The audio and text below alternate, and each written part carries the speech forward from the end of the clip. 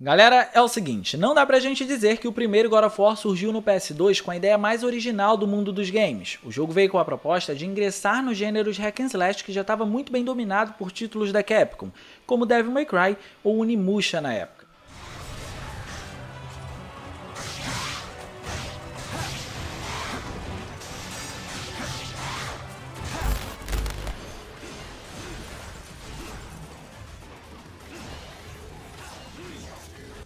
Mas o segredo em God of War sempre esteve em quão bem ele conseguia performar dentro dessa estética. E por isso, hoje, 15 anos depois, a gente vai revisitar o jogo para ver como ele tá e o quão bem ele conseguiu envelhecer. Só que antes da gente continuar, já larga o gostei aí porque é importante para ajudar o canal e se inscreve ativando o sininho das notificações para não perder os vídeos todas as terças e quintas às 19 horas. E com tudo isso dito, a gente vai começar o vídeo.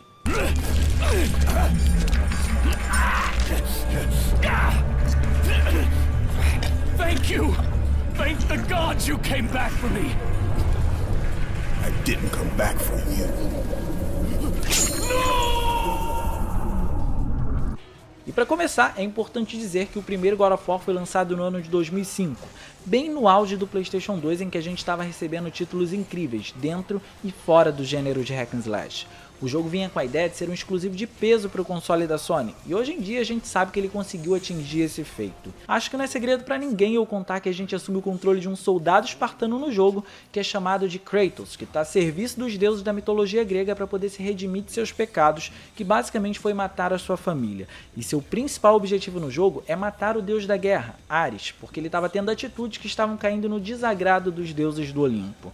Em teoria, essa era para ser a última tarefa que Kratos iria receber dos deuses antes que eles atendessem o seu pedido, de livrar ele das visões dele matando a própria família, que vinham atormentando ele desde que ele executou o ato. O jogo vai girar em torno desse contexto e se desenvolve muito bem, admito, pecando apenas na hora de explorar melhor a relação de Kratos com a sua família, um erro que felizmente foi corrigido nos jogos posteriores, como por exemplo em God of War Ascension, que a gente já abordou aqui no canal.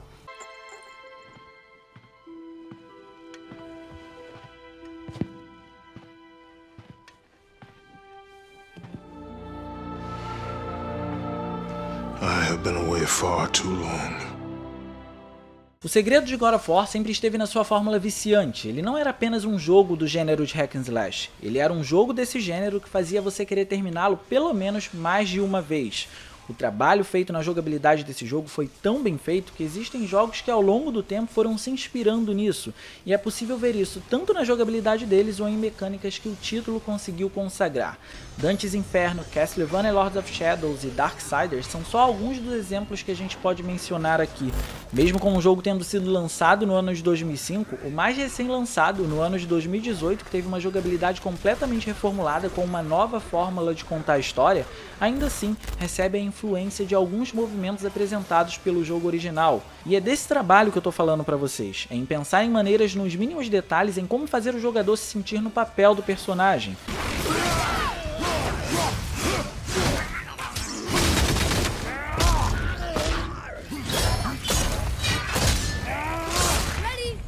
Essa sensação é possível ser sentida até hoje no primeiro título da série, isso porque os comandos envelheceram muito bem e foram aderidos por diversos outros jogos. Não necessariamente só os comandos, mas diversas outras mecânicas que outros jogos pegaram para si por serem tão boas. Essas mecânicas podem até não ser das mais originais, mas ainda assim God of War conseguiu pegar para si e aplicá-las de forma tão bem feita que as consagrou. Naturalmente, o jogo, como todo bom hack and slash, conta com diversos ataques que são físicos ou mágicos, pecando apenas pela variedade das armas. As magias eram competentes, e o mesmo vale para as duas únicas armas do jogo, que são as Blades of Chaos, que são as armas principais do protagonista, e também tem a Blade of Artemis, que você consegue adquirir ao longo da jornada de Kratos. E ainda que essa seja uma quantidade muito pequena em termos de armamento, quando a gente fala de variedade de combos, a arma principal do jogo tem uma infinidade de movimentos a serem aprendidos de acordo com os upgrades que são feitos, e no fim, ela é a arma mais poderosa do jogo por conta de sua versatilidade e destrutibilidade quando você atinge o nível máximo dos upgrades. Com algumas variações em cada game da franquia, ela conseguiu se tornar uma marca tão forte para a saga que nem o jogo mais recente conseguiu abandonar.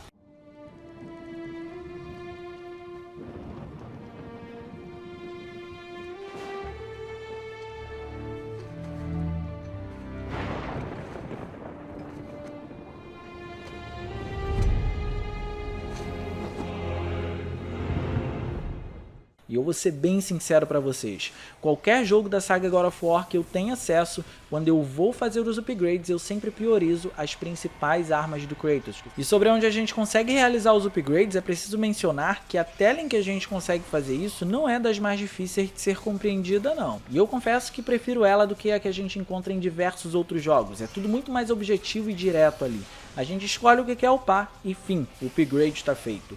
Para poder fazer esses upgrades, existem os orbes vermelhos, que são coletados em baús ou eliminando os inimigos, para poder estimular ainda mais os combates. Então, obrigatoriamente, você precisa eliminar os inimigos para poder conseguir upar suas armas cada vez mais rápido. Já para poder upar a barra de vida, a fórmula é diferente. Você precisa coletar os olhos de Górgona, que normalmente ficam escondidos. E para poder recuperar a sua barra de vida, você usa os orbes verdes que você pode adquirir eliminando alguns inimigos, ou então você pode encontrar em alguns baús. Quanto à barra de magia, a gente consegue upar coletando as penas de Fênix, que também é um item mágico difícil de ser encontrado, assim como os olhos de Górgona, e para poder restaurar essa barra, existem os orbes azuis, que podem ser coletados exatamente da mesma forma que os orbes verdes. Eu tô batendo nessa tecla das cores dos orbes só para dizer que God of War também popularizou o uso desse mecanismo nos jogos de mesmo gênero, e isso é muito interessante, porque não é nada revolucionário, mas ainda assim o jogo conseguiu estabelecer como padrão para si,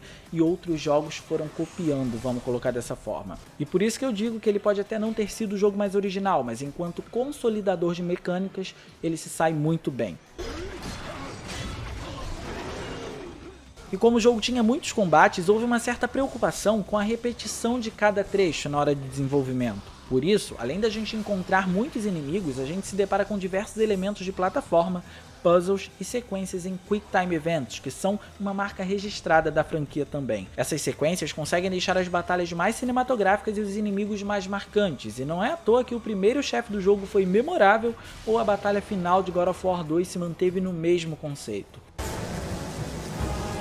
I will release you from your life, my son, but your torment is just beginning.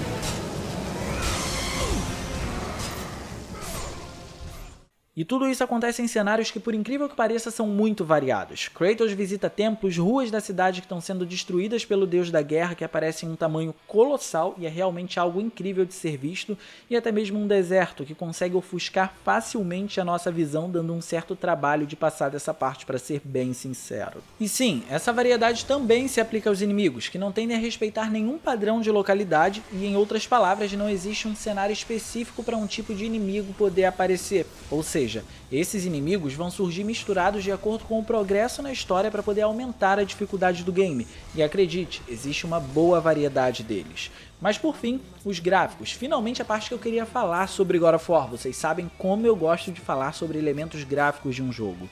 Não consigo dizer que esse primeiro jogo levou o PS2 ao limite, mas ele nem de longe é um jogo feio.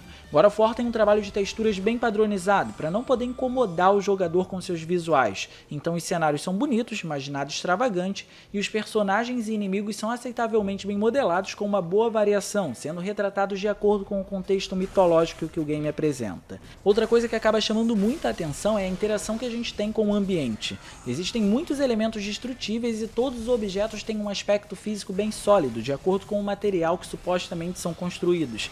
Então a sensação que se tem é que você consegue bater em absolutamente tudo e tudo vai ter uma reação diferente. Alguns objetos a gente consegue de fato destruir e outros apenas reagem de uma forma como soltando uma faísca de acordo com o contato que fazem com a lâmina do Kratos. E sobre alguns cenários específicos tem muita coisa acontecendo ao mesmo tempo. Ao chegar nas ruas da cidade, a gente consegue ver pessoas correndo, sendo eliminadas por outros inimigos, ou então ver o combate entre os guerreiros e o deus da guerra, Ares. Mesmo com respeito aos limites técnicos do PS2, é tudo muito bem feito, e eu diria que relativamente impressionante de ser visto o deus da guerra daquele tamanho, afetando toda a cidade. Nos combates, os visuais também são muito competentes, as batalhas são bem brutais, Kratos consegue desferir um show de luzes com combos das suas lâminas, e as magias também contam com excelentes efeitos de iluminação, como é o caso do ataque de Poseidon, que para mim é o ataque mais bonito de ser visto. Mas o que impressiona graficamente nesse jogo de fato é, sem sombra de dúvidas, a qualidade das CGs. Elas são absurdamente ricas em detalhes e contam com uma qualidade incrível por conta disso. And Kratos cast himself from the highest mountain in all of Greece. We request one final task of you, Kratos. Your greatest challenge awaits in Athens.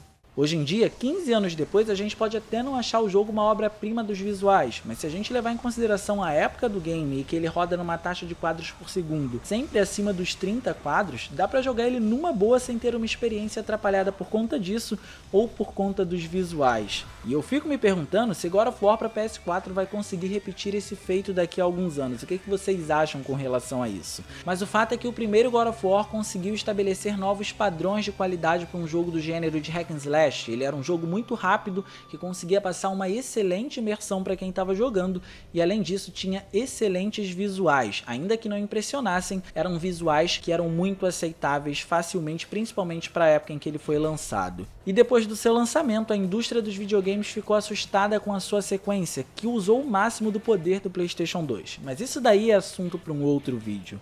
Mas no mais, eu espero muito que vocês tenham gostado. Se vocês gostaram, não se esqueçam de clicar no gostei, porque isso ajuda pra caramba, de quebra você faz a boa ação do dia e se inscreve no canal ativando o sininho das notificações para não perder absolutamente nada. São vídeos todas as terças às 19 horas e às vezes às quintas no mesmo horário, e você não pode perder. Minhas redes sociais vão estar aparecendo aí, se quiser me seguir para trocar uma ideia ou então para poder acompanhar as lives, sejam todos bem-vindos. Era isso, um grande abraço e até a próxima.